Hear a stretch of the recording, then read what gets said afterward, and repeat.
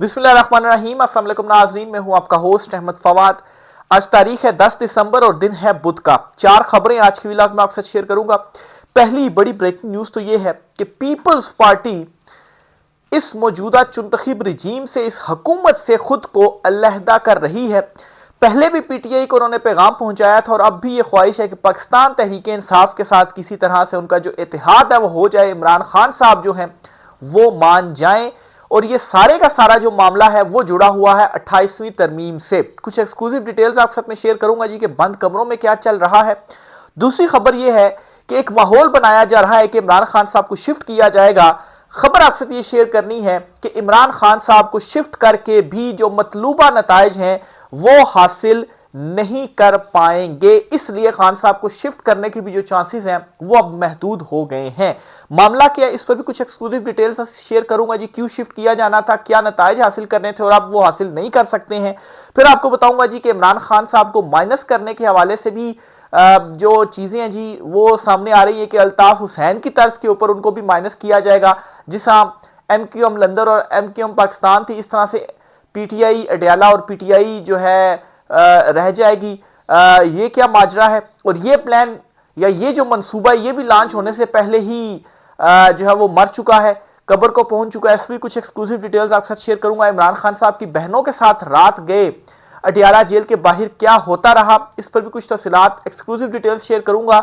इमरान खान साहब की तरह उनकी जो बहनें हैं वो भी बहादुर है और उन्होंने कहा है कि हम आइंदा मंगल को फिर से आएंगे।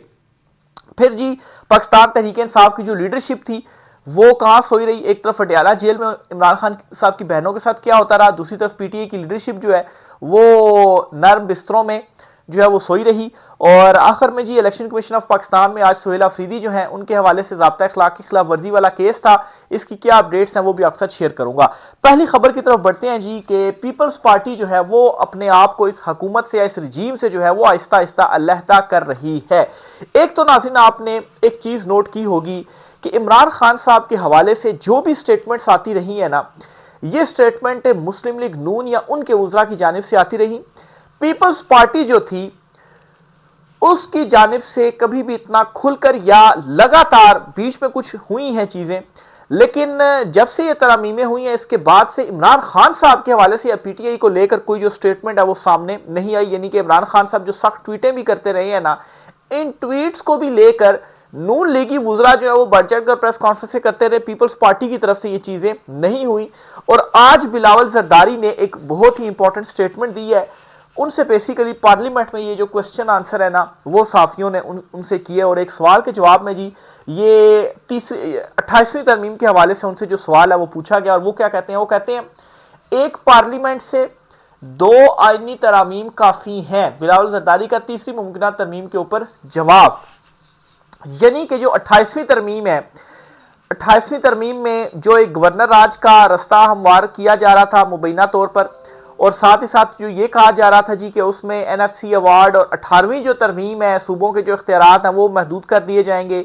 और जो सदारती एक निज़ाम के हवाले से जो चीज़ें इस वक्त कॉन्स्पिरेसी थ्योरी ही चल रही हैं, लेकिन इस सारे मामले के ऊपर पीपल्स पार्टी खुश नहीं थी क्योंकि वो समझती है जी कि अगर गवर्नर राज का रास्ता हमवार हुआ तो केपी के बाद हमारा नंबर है और हमसे वैसे ही जरा खफा है नून लीग के ऊपर, जरा वो ज्यादा मेहरबान हैं। तो अब जी ये जो स्टेटमेंट है, इस स्टेटमेंट में बाकायदा तौर पर जी एक तरह से लहदगी इख्तियार की गई है इस रजीम से कि हम 26वीं और 27वीं तरमीम तक तो आपका हमने साथ दिया।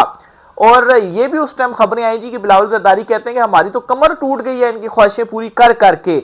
और फिर उसके बाद स्टेटमेंट देना जी कि दो तरमीमें काफी हैं, तो दाल में कुछ काला है और पीपल्स पार्टी जो है वो इनसे खुद को अलहदा कर रही है। हालांकि इस वक्त जो सादा अक्सरियत है वो तो पूरी हो गई है, पीपल्स पार्टी के वोटों की जरूरत नहीं रही, लेकिन वज़ीर आज़म के लिए अगर 2/3 अक्सरियत की बात की जाए तो फिर तो ज़ाहिर सी बात है पीपल्स पार्टी की भी जो जरूरत है वो पड़ जाएगी। लेकिन अगर पीपल्स पार्टी ने साथ ना भी दिया ना तो बाजू मरोड़ कर पीपल्स पार्टी के कुछ वोट ले लिए जाएंगे और कुछ नायल करके लोग दोबारा फॉर्म 47 के बंदे ला कर 2/3 अक्सरियत पूरी कर दी जाएगी। अगर पीपल्स पार्टी ऐसा भी करती है तो वो कोई मसला नहीं है। लेकिन ये जो स्टेटमेंट है ना ये बहुत इंपॉर्टेंट है। फिर जी बाखबर हल्के भी ये दावे कर रहे हैं कि पीपल्स पार्टी ने एक मरतबा पहले भी पीटीआई को पैगाम पहुंचाया था और अब भी पीटीआई को ये पैगाम पहुंचाया जी कि हमारे साथ आप जो इत्तेहाद है वो कर ले, आपकी मुश्किलात भी कम हो जाएंगी और फिर उसके बाद एक रास्ता भी हमवार हो जाएगा खान साहब की रिहाई का और हम भी हुकूमत में आ पाएंगे और जो नून लीग है जी इससे हम छुटकारा भी हासिल कर पाएंगे। और पीपल्स पार्टी की भी ये ख्वाहिश है और ये बिलावल जरदारी की जो स्टेटमेंट आ गई ना ये बहुत इस हवाले से इंपॉर्टेंट है।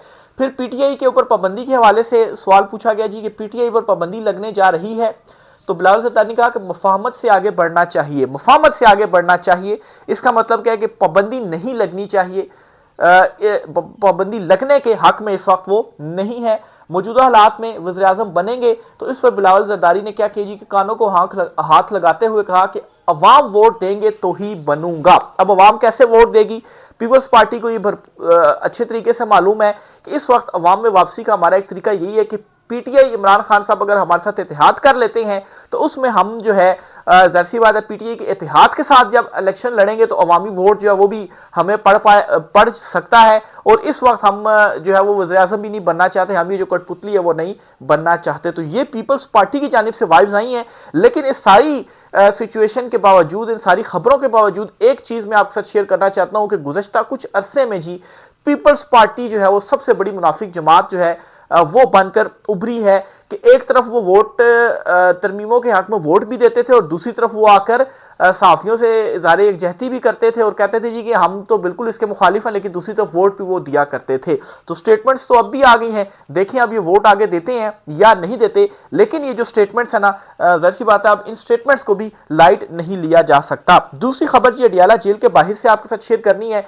एक तो इमरान खान साहब को शिफ्ट करने के हवाले से जो चीज़ें चल रही हैं वो क्या है। देखें जी, इमरान खान साहब को शिफ्ट करने के पीछे जो मकसद था ना वो क्या था जी कि अडियाला जेल के बाहर इमरान खान साहब की बहनें पहुंच जाती है, जो कारकुनान वगैरह हैं वो पहुंच जाते हैं, तो इससे हम मुलाकातें नहीं करने देते तो मामला हाईलाइट हो जाता है सोशल मीडिया के ऊपर या आलमी मीडिया के ऊपर। तो इमरान खान साहब को ऐसी जगह पर शिफ्ट कर दिया जाए जहां पर यह सब कुछ ना हो।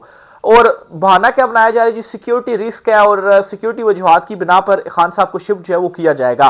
तो अगर इमरान खान साहब को शिफ्ट किया जाता है तो अब ये एनालाइज हो गया कि मतलूबा नताइज भी हम हासिल नहीं कर पाएंगे। क्यों नहीं हासिल कर पाएंगे? देखें, एक जो मकसद था जी कि अडियाला जेल के बाहर ये पहुंच जाते हैं, अभी भी तो लीमा खान साहिबा वगैरह जो है वो लाहौर से जो है वो आती हैं और अगर आप लेट्स से कि आप शिफ्ट करते हैं जी, मध्य जेल शिफ्ट करते हैं, बलूचिस्तान या कोयटा वगैरह शिफ्ट करते हैं, तो वहां पर तो क्या वहां पर पाकिस्तान तहरीक इंसाफ या महमूद अचकज़ई या अख्तर मैंगल जो है वो तो वहीं की लीडरशिप है ना, क्या वो वहां पर बाहर नहीं पहुंचेंगे? क्या इमरान खान साहब की बहनें वहां पर नहीं पहुंचेंगी? बिल्कुल वो पहुंचेंगे। और सेम जो यहां पर कारकुनान जो है वो आते हैं ना, तो सेम वहां पर भी वो पहुंचेंगे, क्योंकि एक हफ्ते में एक दिन होता है ना, एक दिन आपने जाना होता है, तो ये नहीं होता कि पूरा हफ्ता ही आते हैं, ठीक है। तो एक दिन बिल्कुल जाया जा सकता है। और दूसरा ये जो कह रहे थे ना कि सिक्योरिटी की वजूहात, देखे जो भारत के साथ झड़पें या एक मिनी जंग सी हुई थी तो उस दौरान भी तो खान साहब यहीं पर थे ना, इसी जेल के अंदर थे, तो उस वक्त अगर कुछ नहीं था तो अब किस तरह से सिक्योरिटी रिस्क जो है वो हो गया, या जिस जेल में मुंतकिल किया जाएगा वहां पर जो है वो नहीं होगा।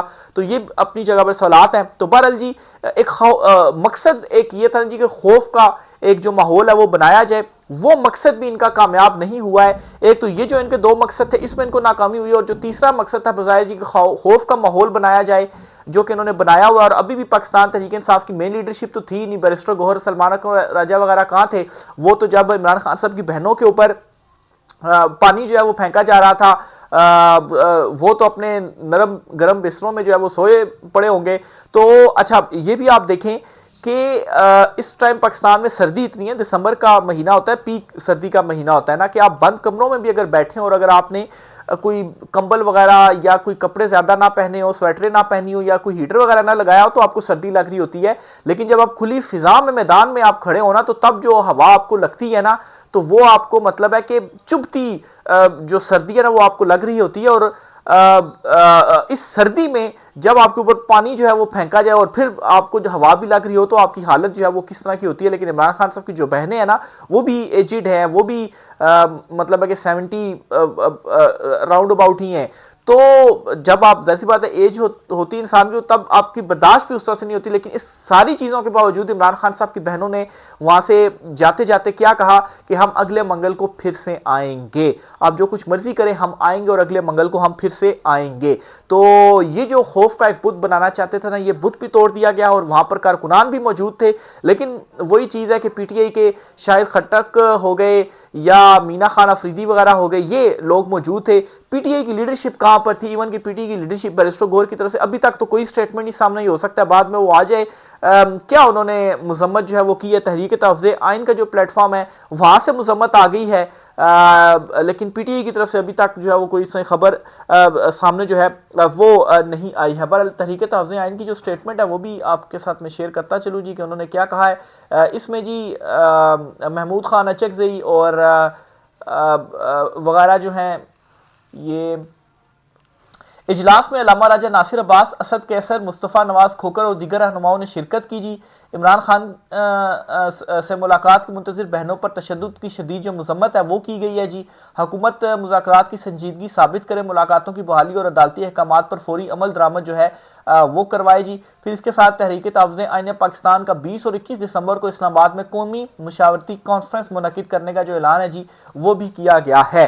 तो ये जी तहरीक तहफ़्ज़ुज़ आइन के प्लेटफॉर्म से मज़म्मत तो आई है, लेकिन आप देखें कि बीबीसी ने, बल्कि बीबीसी की रिपोर्ट मेरे जहन में आके आपके साथ शेयर करता चलूँ, रिपोर्ट उन्होंने किया है जी कि बाकायदा तौर पर इमरान खान साहब की बहनों को टारगेट जो है वो किया गया कि इन्हीं के ऊपर हमने जो पानी है वो फेंकना, और इमरान खान साहब की एक बहन जो है वो 2-3 मरतबा गिरी हैं, और जो प्रेशर रखा गया था ना वो भी काफ़ी ज़्यादा तेज़ रखा गया था। जब पानी का प्रेशर जो है वो तेज़ होता है तो आप पानी के सामने भी खड़े नहीं होते, आप जो है वो फिर पीछे गिर जाते हैं, और जब पानी आपके ऊपर इस तरह से रेगुलर हो तो सांस लेना भी जो है वो आपके लिए थोड़ा ज़रा मुश्किल हो जाता है। तो ये जो तशद्दुद है वो किया जा रहा है, लेकिन सलाम है जी इमरान खान साहब की बहनों को भी। और आप देखें कि आज भी इसके बावजूद भी उन्होंने वहां पर दिलासा दिया कि सब पुरअमन रहें और डरने की जरूरत नहीं है। खौफ के बुत उन्होंने खुद भी तोड़े, दूसरों को भी उन्होंने दिलासा दिया और कहा कि हम अगले मंगल को हम फिर से आएंगे।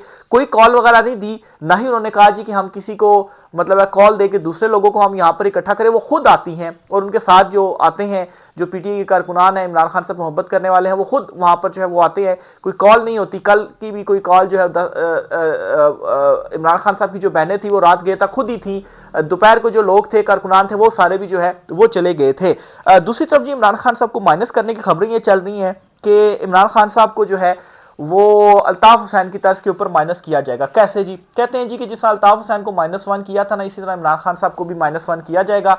इमरान खान -1 कैसे होंगे, ये सवाल किया गया, जिस पर फैसल वाडा कहते हैं जैसे अल्ताफ हुसैन हुए थे, इनकी पार्टी मजे में है, इमरान खान जेल में है और इनके वकील जो है वो बाहर मजे कर रहे हैं। पहले डीचओ को और अब पेशावर, पहले कहते कि इमरान खान को रिहा करो, आप कहते हैं कि उनसे मुलाकात करवाओ। देखिए पीटीआई की जो इस वक्त मेन लीडरशिप है ना, बैरिस्टर गौहर वगैरह, उनके हवाले से तो ये बात मैं समझता हूँ कि बिल्कुल ठीक है, लेकिन जहां तक बात है ना कि आप अल्ताफ हुसैन की तर्ज के ऊपर खान साहब को माइनस करेंगे तो ऐसा बिल्कुल भी नहीं होने वाला, क्योंकि अल्ताफ हुसैन वाला मामला तो बिल्कुल ही और था ना। और इमरान खान को माइनस करने का मतलब है कि पीटीआई माइनस।